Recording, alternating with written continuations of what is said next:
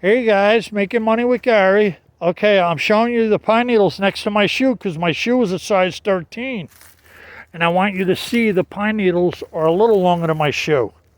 So I'm out here in my honey hole, one of my secret spots, 3 or 4 miles from the house, and I'm picking. I've been picking here for 2 hours. Today is August 22nd, 2024.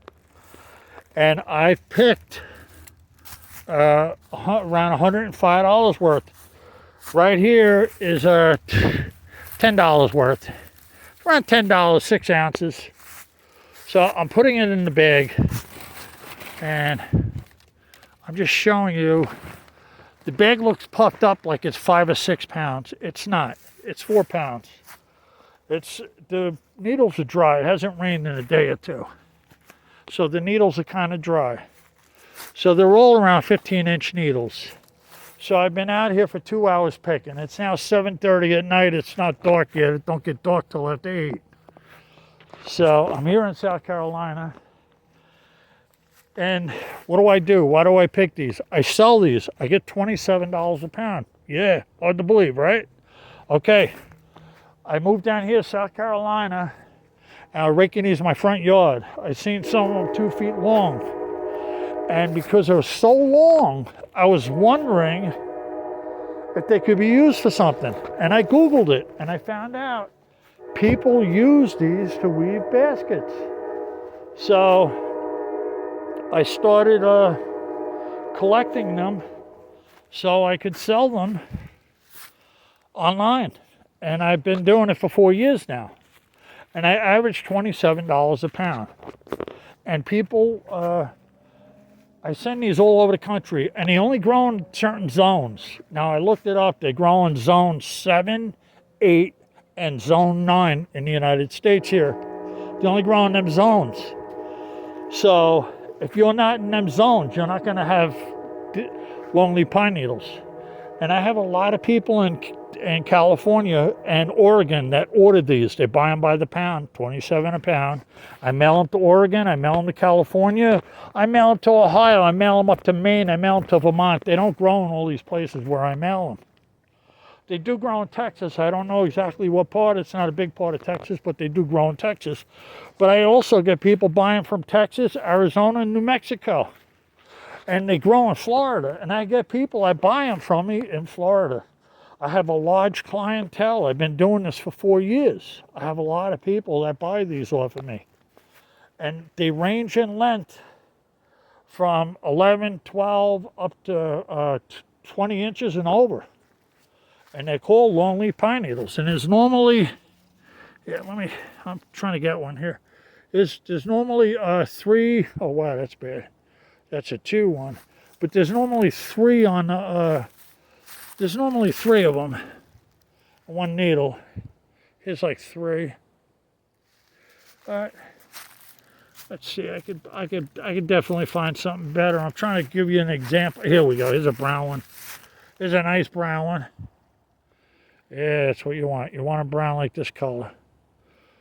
There's 3 needles on this one needle here. And that's how they grow. And you look for these light brown ones. They're the really fresh ones. They just fell from the tree. And they change color as a day or 2 go by. And some of them fall off the tree, they get blown off, and they're green.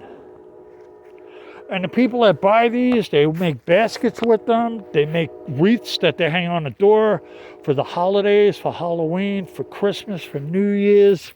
And they make all kinds of crafts with them. And some of the crafts, the baskets, they sell for $30 up to $500.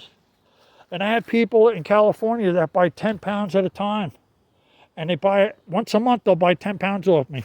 I have people up in the Northeast who'll buy 8 pounds once a month. And I have people all over the United States that'll buy them off of me. Some people buy 4 pounds a month. I guess depending on how big the operation is. They sell these, they make a lot of money. The wreaths, they sell $30, $50. The baskets, like I said, they make a ton of money. I see the baskets. You could Google the baskets that the people make. Google or whatever search engine you use, type in longleaf pine needle baskets and see what comes up. You'll be surprised. It's works of art. People collect them. The Native American Indians been making these for 500 years. They're very collectible. I have a person that has a class. She has a class. I don't know if it's at a house or an office somewhere. She has the people come to her class. They all sit in chairs, and she puts the needles right in front of their chair on the table. And then she has little papers that show them how to make the baskets. And she shows them in the class. She goes up in the front and weaves a basket and lets everybody practice and ask her questions.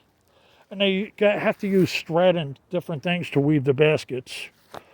And she has a big class of people, and she buys them off of me, and she uses them for her students, and she makes money. She charges people, teach them how to weave baskets and make different things.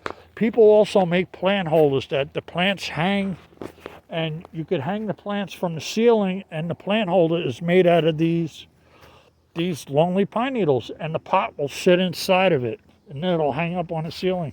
People make them with these too, and then not only these, they use other products too, but they make them, and they sell them for good money. And there's a lot of things that people make with these. You'd be surprised. They make brooms and stuff. You ever see the witch broom on the door that hangs for Halloween or whatever? A lot of times they're made out of this stuff. So yeah, so people use these for a lot of different things. Now, like I said, today I had a good day. I sold a pound twice. 1 pound, 27. And then I sold a 2 pound order, $50. And that's all in my pocket, $104 in my pocket, 50, 27. And the gross would be 40, and 70, 150. So out of 150, I got $104 in my pocket. Today I sold. Now these, I have to keep replenishing my stockpile. And what do I sell these? I sell these on Etsy. How do you spell that? E as in Eddie, T as in Tom, S as in Sam, Y as in Yo-Yo. I sell them on that website. I've been selling them on this website for the past 4 years. I moved down to South Carolina from New Jersey. And I also sell books. I average $27 a pound for the longleaf pine needles. The books I average between $30 and $35 a book. I move 100 pounds of longleaf pine needles a month. 100 pounds a month. This is my vehicle down there. I move 100 pounds a month of longleaf pine needles, average. Because it ranges between 80 and 120 pounds. And I have had months where I sold 150 pounds in 1 month. Yes. And the books, the range is $30 to $35 a book. And I move 100 books a month, average. So I make good money online. I've been doing this, like I said, for 4 years on this one website I'm on. Now, I have sold other things online. I was on Amazon selling books. Amazon was not for me. Amazon's a good site for other people. I hear other people rave about Amazon. That's good for them. For me, it wasn't good. They kept shutting me down every time I buy a book in a thrift store, and they'd say, you're not allowed to sell this book. You're not an authorized dealer. You got to buy from the dealer. I said, it's a used book. How could I buy it from the dealer? So they'd shut me down, and they'd want a water bill to turn me back on. I had to show them a water bill. And it was crazy. So I unplugged from Amazon. I got out of there. They shut me down too many times. And I'd come home. I'd be out. Me and my wife would be out.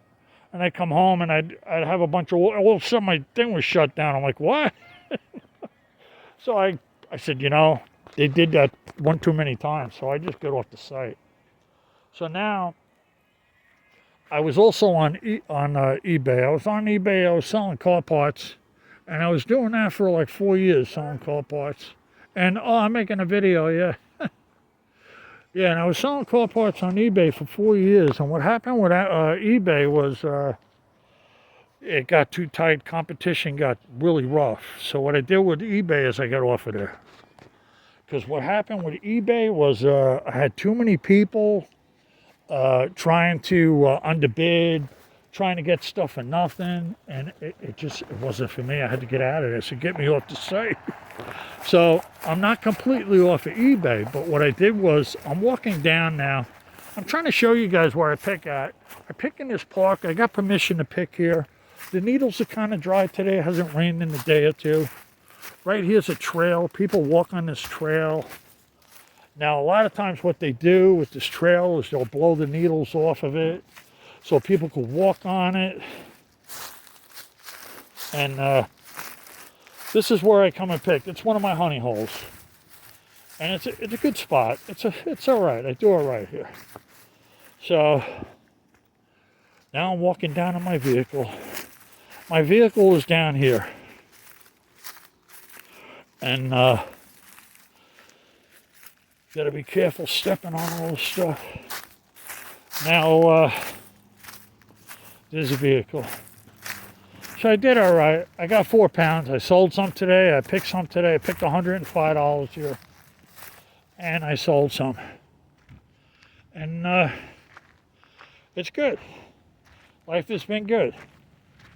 I have no complaints. See, there's all the cars there. There's all the people here. It's a nice park. So I come here a lot to get permission, and I come here and I pick. And once in a while, I normally pick them in my yard, but what happens in my yard is I get depleted. I got a bunch of trees in the backyard. I got some trees in the front yard. I got trees on the side of the property a couple 100 feet from the house. But, I mean, I'll normally pick between 600 and 800 pounds out of my yard. And then I deplete it. And it don't happen at once. It's a gradual thing. I'll go, every time there's a windstorm, I'll run out in my front yard and pick. And there's another windstorm, I'll run out in my front yard and pick. And 10 pounds could fall out of the trees. I'll pick 10 pounds.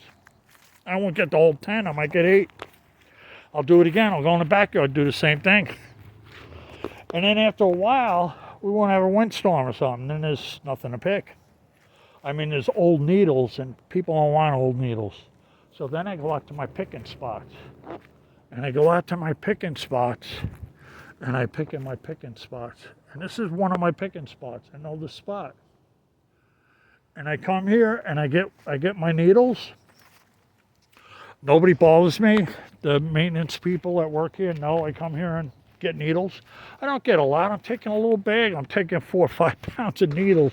They got hundreds of pounds. These trees, the trees here are dropping hundreds of pounds. The one tree there probably drops like 10 pounds every couple of days. A big giant tree. And I come here once every 2 or 3 days, maybe, and pick 4 or 5 pounds, if that, you know. And then I have other places I go. I don't just go here. And I pick the longleaf pine needles. Because it's, I have to pick them. I have to keep my stockpile up. And here's another thing, guys. You're going to notice this when you pick these, if you're picking them. When they get dry and it don't get rain enough, then they're going to feel all dry and stuff. But they're not brittle. They're just dry. When you take them home, you weigh them out, 8 ounces.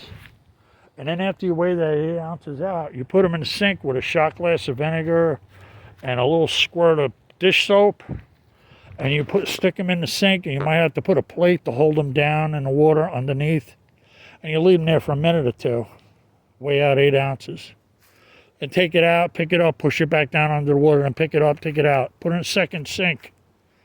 Now tie it. Don't tie it with string, tie it with yarn.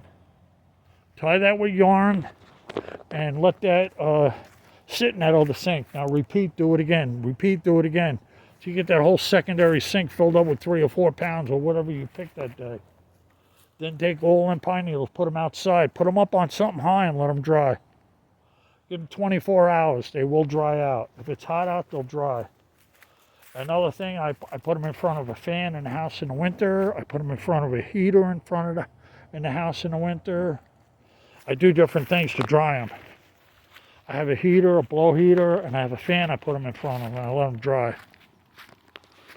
If, you know, otherwise sometimes you got to put them outside and leave them out there for a day or two to dry. And sometimes you can't Sometimes, once in a while, well, in the winter, I had times where I had to keep them loose. I had to wash them and then keep them loose and then bundle them after they dry 2 days later.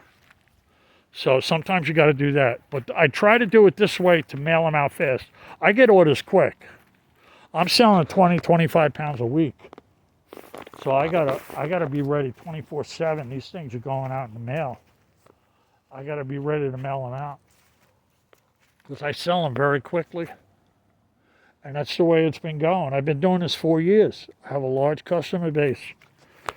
And if you're doing this, if you're contemplating or thinking about doing this, it's going to take time to get customers. It's going to take time for people to trust you. And it takes time. It's like anything.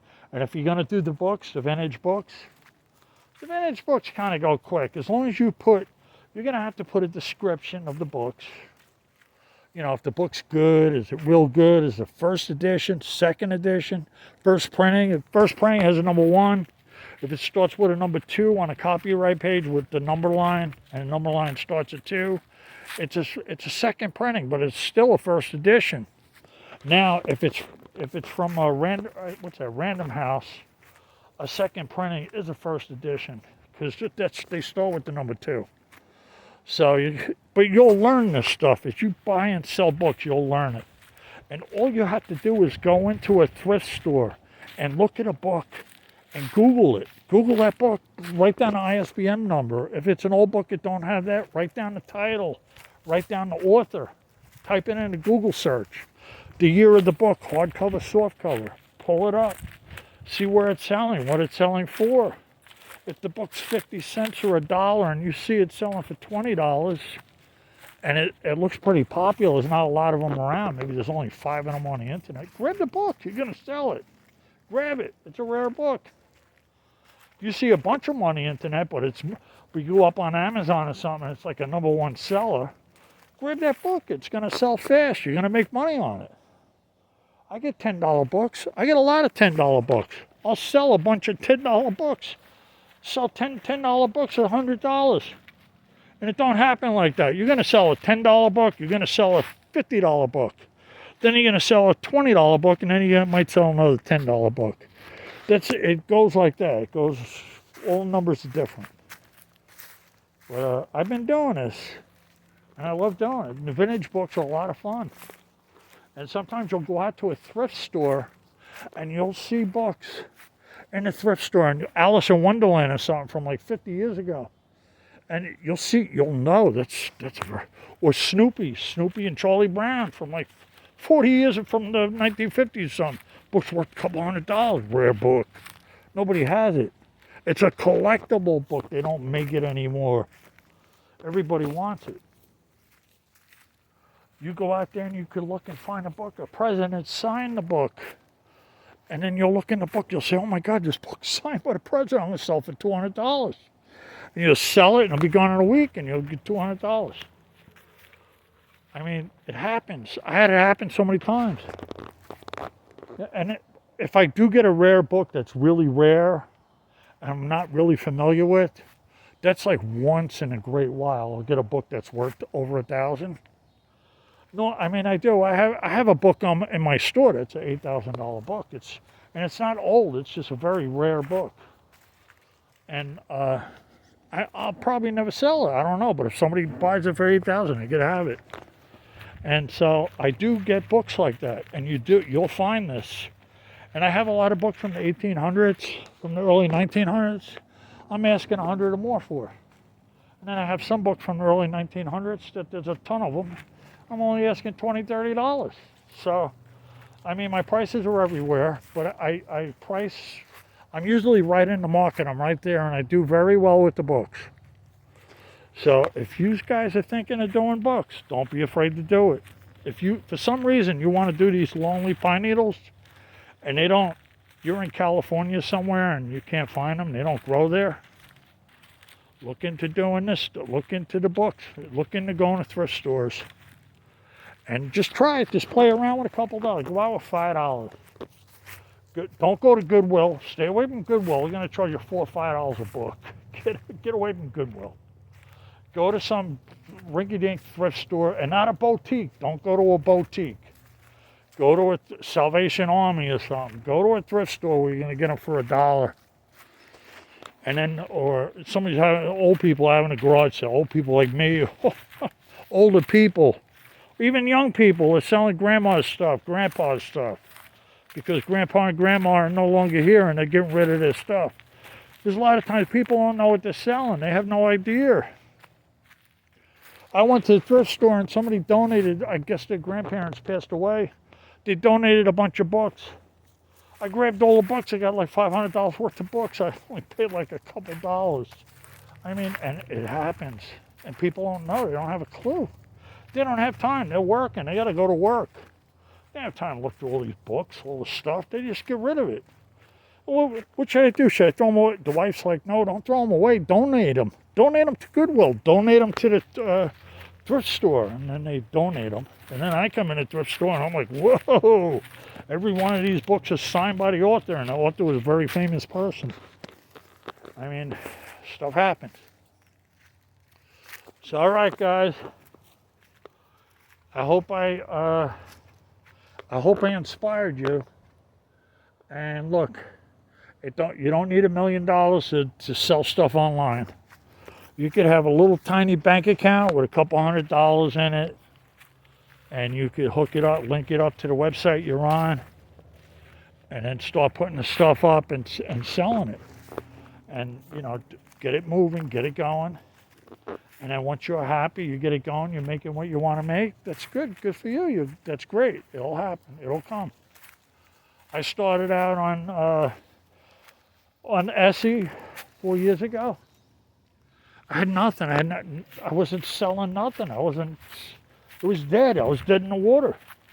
And then I moved like 2 pounds of pine needles. Then a month to go by. And then next month I moved 5 pounds of pine needles.